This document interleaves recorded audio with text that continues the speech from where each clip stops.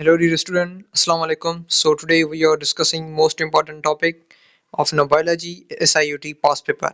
Okay, so आज हमने discuss करना है SIUT बायोलॉजी सेक्शन जो पिछले साल SIUT ने टेस्ट किया था ओवरऑल सिंध में।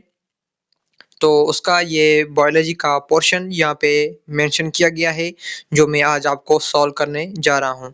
ओके, सो चलते हैं फर्स्ट एमसीक्यूज की तरफ। तो देखते हैं बायोलॉजी में कौन से एमसीक्यूज दिए गए थे पिछले साल जो एसआईयूटी ने टेस्ट किया था। ओके, सो आज हमने एसआईयूटी के जो ही पास पेपर डिस्कस करने हैं 2023 के। ओके, सो कल जो है टेस्ट है तो मैंने सोचा कि ये भी पोर्शन आपको सॉल्व करवा दूं। Okay, so first of all first MCQs की तरफ चलते हैं। In which of the following growth phase the number of bacteria increase the most rapidly. जो जिस भी बैक्टीरिया की जो इंक्रीजिंग ऑफ रेपिडली जो ग्रोथ होती है उस सिस्टम को हम क्या कहते हैं, जिस इज लॉग फेज। ओके, जिसमें डेथ फेज जो है ज्यादा होता है।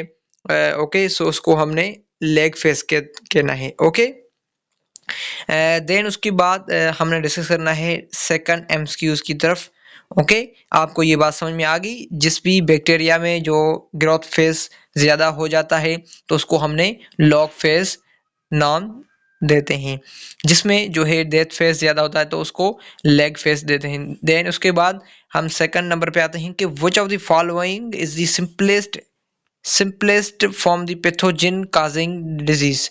वो सिंपलेस्ट पैथोजन कौन सा होता है जो डिजीज कॉज करता है, तो उसको हमने प्रियॉन्स नाम देते हैं। So B option is correct. Okay, so अभी तक जिस भी स्टूडेंट ने मेरे चैनल को सब्सक्राइब नहीं किया तो जल्दी जल्दी काइंडली सब्सक्राइब करें, ताकि जो भी न्यू अपडेट होती है मैं पहले ही बता देता हूं। ओके, सो चलते हैं नेक्स्ट एमसीक्यूज की तरफ।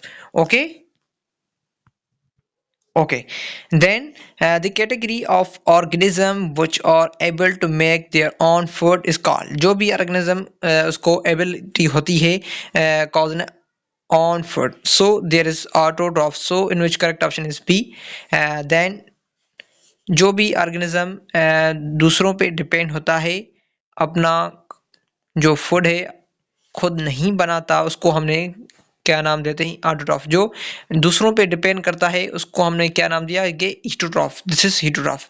देन यहाँ पे ये खुद अपना खाना बनाते हैं, so in which correct option is B, autotrophs. Auto means खुद। देन 14 नंबर पे देखते हैं, जो इसमें 4 नंबर पे एमसीक्यूज दिया गया है। Okay, so the branch of science dealing with the fossils record. जो फॉसिल रिकॉर्ड होती है उसकी हमने ब्रांच में साइंस की ब्रांच है, उस स्टडी को क्या नाम देते हैं, this is called as paleontology। So paleontology is called study of fossils, so in which correct option is D।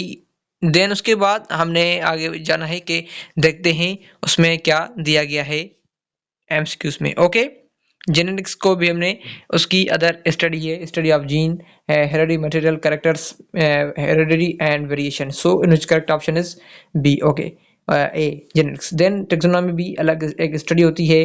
Then archaeology भी एक अगर डिफरेंट स्टडी को हमने नाम देते हैं। देन बायोकेमिस्ट्री को भी different. Then paleontology the study of fossil recorded. Okay, so in which correct option is D.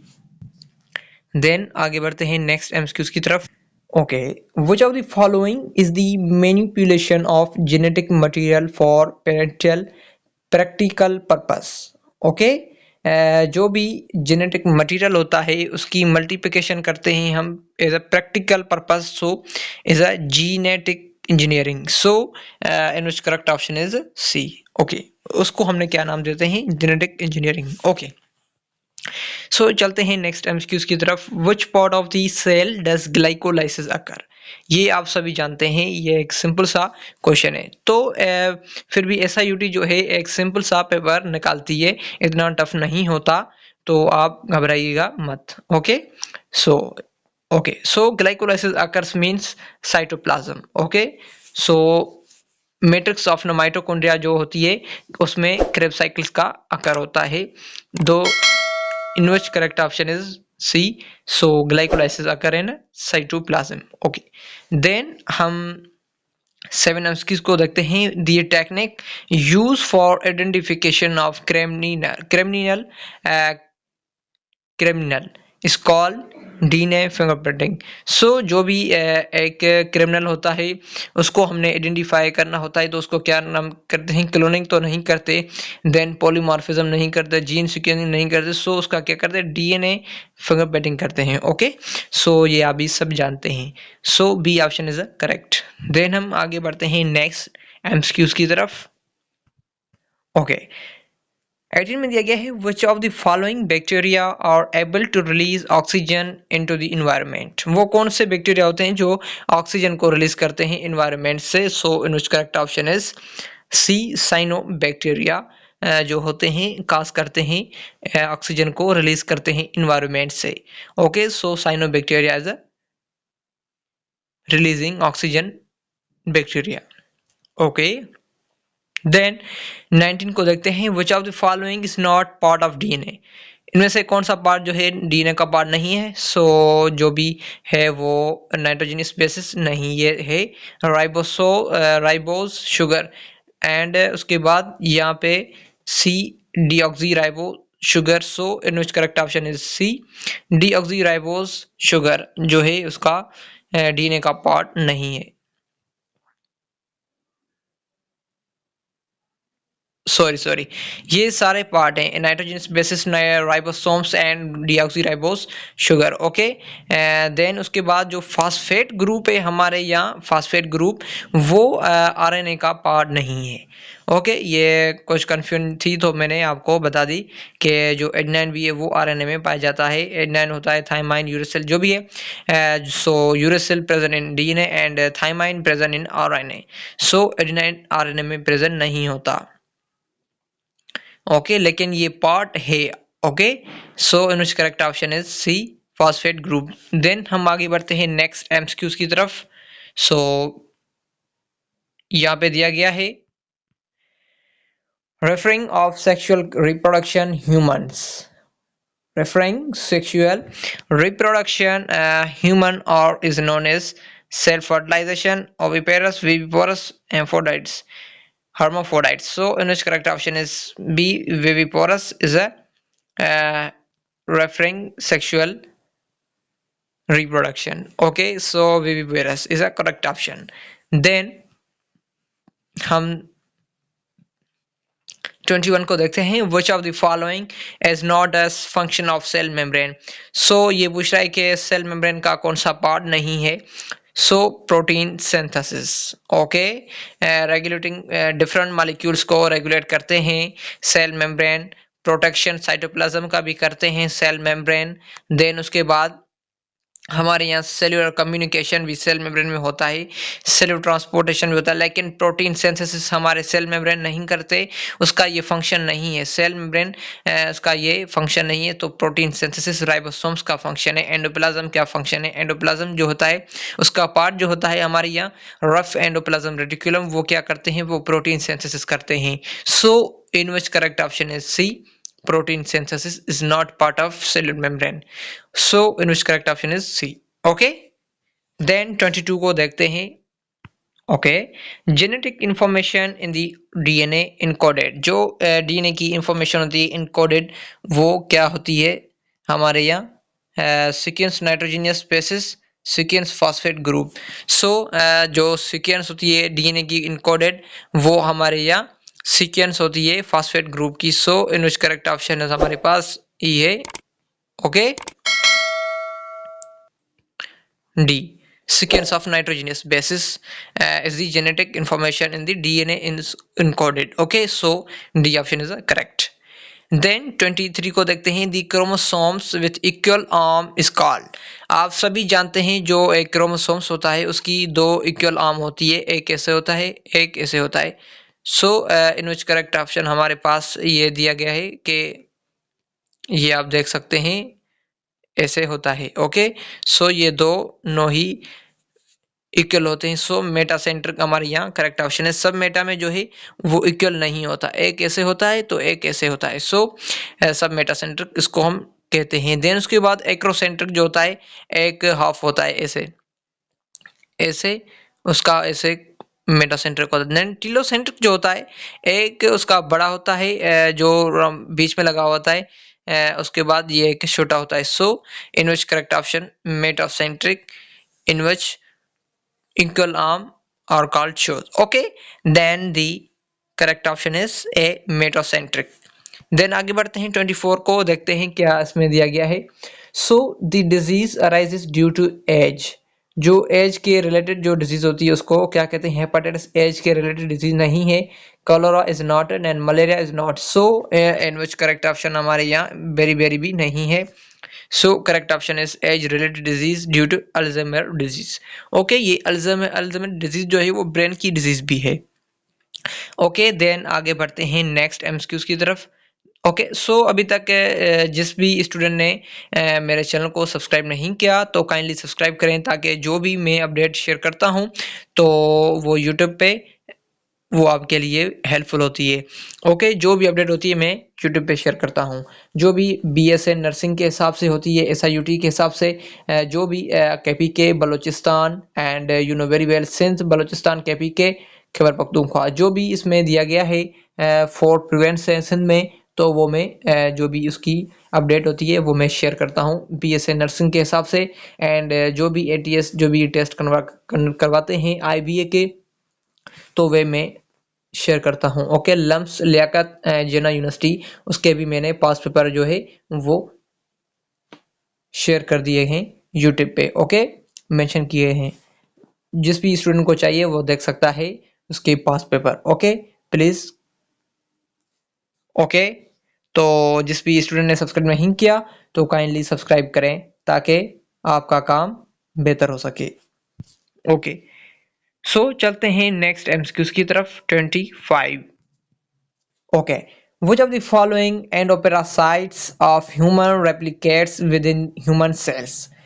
Okay, आप क्या इसमें समझें कि जो एंडोपैरासाइट्स होते हैं ह्यूमन को जो रेप्लिकेट करते हैं ह्यूमन सेल्स में। ओके, सो उसका क्या काम होता है? वो लीच होते हैं, बैक्टीरिया होते हैं, फंजाई, एलिमेंट। सो बैक्टीरिया क्या काम करते हैं? वो एंडोपैरासाइट्स होते हैं जो ह्यूमन को रेप्लिकेट करते हैं with in the human cells में। So in which correct option is a bacteria.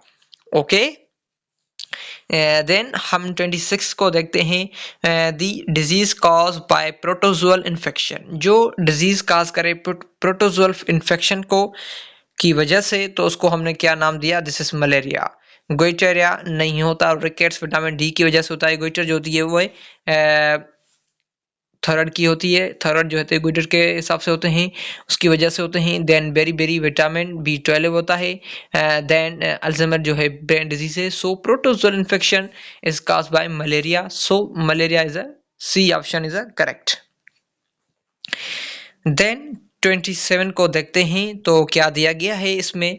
So which of the following are divided by few virus, viroid, bacteria, fungus. So इसमें दिया गया है कि डिवाइड करते हैं फियन को, तो वो वायरॉइड होता है या वायरस होता है। सो फियन इज अ वायरस हमारे पास जो है करेक्ट ऑप्शन यहाँ पे दिया गया है। Then in recombinant DNA technology, the copies of recombinant DNA are increased by restriction enzyme, ligase enzyme, section of host with ribosomal DNA, multiplication of a host with ribosomal DNA. सो आप देख सकते हैं जो भी इसमें रिकमेंडेड होते हैं DNA technology, जो डीएनए की कॉपीज करते हैं। ओके, डीएनए जी कॉपी करते हैं। ओके, देन उसके बाद इंक्रीज करते हैं क्या? फेस उसका डीएनए होस्ट राइबोसोमल और then multiplication host with the ribosomal DNA. So D option यहाँ पे करेक्ट है। देन 29 को देखते हैं। The disease cause by nutritional deficiency. Okay, जो डिजीज जो होती है न्यूट्रिशनल डिफिशिएंसी की वजह से होती है, उसको हमने क्या नाम दिया है? So disease cause by nutritional deficiency is a hepatitis, cholera, malaria, beri Alzheimer. So आप जानते हैं कि अल्जाइमर जो ब्रेन की वजह से होते हैं, बेरी विटामिन D12 की वजह से होता है। सो 12 नहीं मिलती है तो वो न्यूट्रिशनल डिफिशिएंसी होती है, सो काज करती है बेरी। देन हम आगे बढ़ते हैं नेक्स्ट एमसीक्यूज की तरफ। ओके, सो 30 को देखते हैं। 13 में which of the following basic structural level of protein is indicated an association of two alpha and beta chain and haemoglobin. So haemoglobin molecule is a quaternary structure, so D option is correct. Then हम आगे बढ़ते हैं 31 MCQs को देखते हैं। The branch of science dealing with the classification of life, so life की study is known as taxonomy. So taxonomy is a correct option, जिसमें हमने लाइफ की स्टडी करते हैं, डीलिंग करते हैं branch of science. Okay, so B option is correct. Then हम आगे बढ़ते हैं नेक्स्ट एमसीक्यूज की तरफ। 32 को देखते हैं। Which of the following is not a part of immune system? इनमें से ये पूछ रहा है कि कौन सा पार्ट नहीं है इम्यून सिस्टम का। So phagocytosis is a part of immune system. Communicated protein is not part of immune system. So C, cytokinesis is part of immune system. So erythropoiesis is part of immune system. So in which complement protein is not part of human immune system. So हमारे पास B option जो है वो correct है। Okay, then उसके बाद हम देखते हैं the system responsible for fighting the pathogen is called.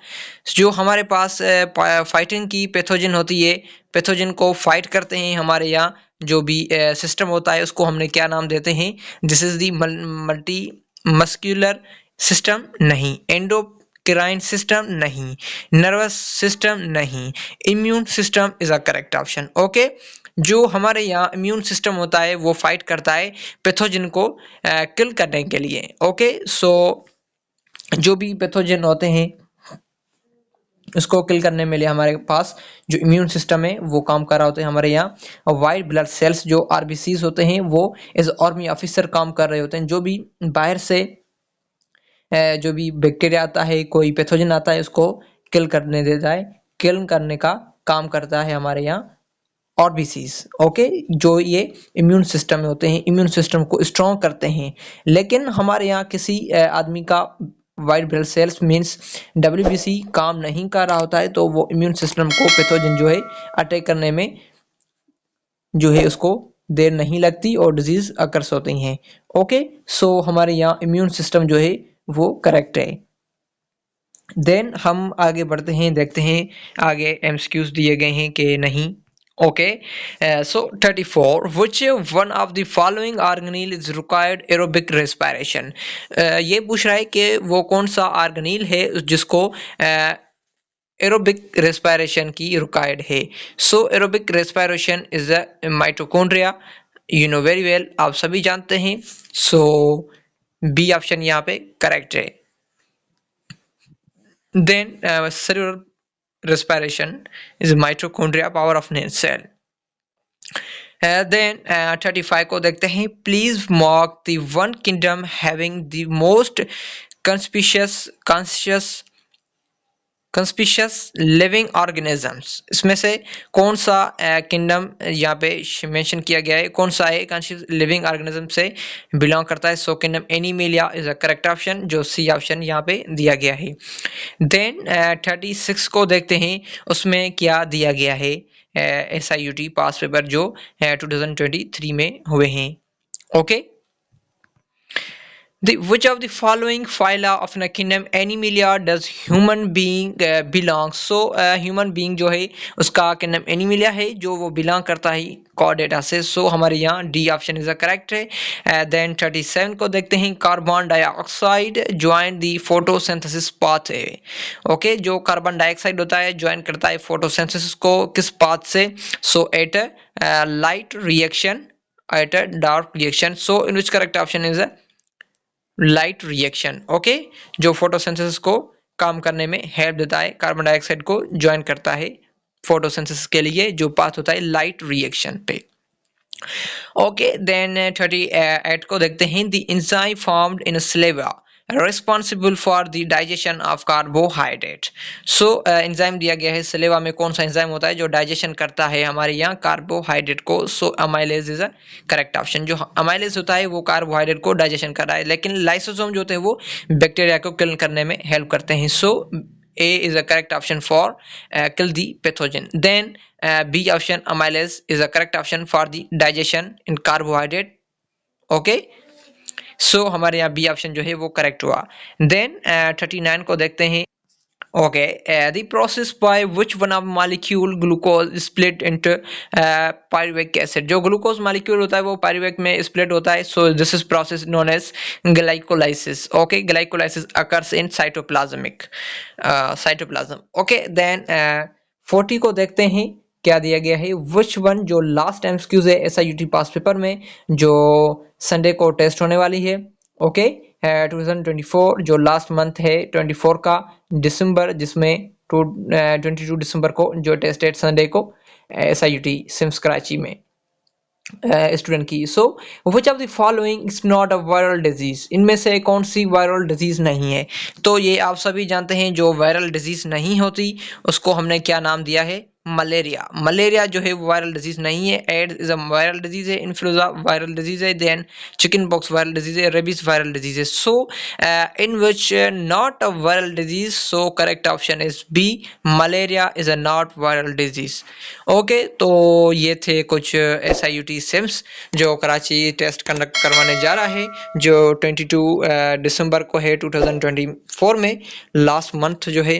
And उसके बाद जो रिजल्ट अनाउंस की जाएगी वो विद इन 2 वीक्स में, जो न्यू ईयर होगा 2024-5, जो उसका फर्स्ट मंथ होगा जनवरी में, 10 जनवरी को है जो आपकी रिजल्ट अनाउंस की जाएगी। ओके, सो मुझे दीजिए इजाज़त, तब तक इजाज़त दीजिए। देन मिलते हैं नेक्स्ट वीडियो में। सो मुझे दीजिए इजाज़त, दुआ में याद रखिए। अभी तक मेरे चैनल को जिन भी स्टूडेंट ने सब्सक्राइब नहीं किया तो काइंडली सब्सक्राइब करें। जो भी मैं अपडेट जो है शेयर करता हूं तो वो आप तक ज़रूर पहुंचेगा। ओके, सो मिलते हैं नेक्स्ट वीडियो में।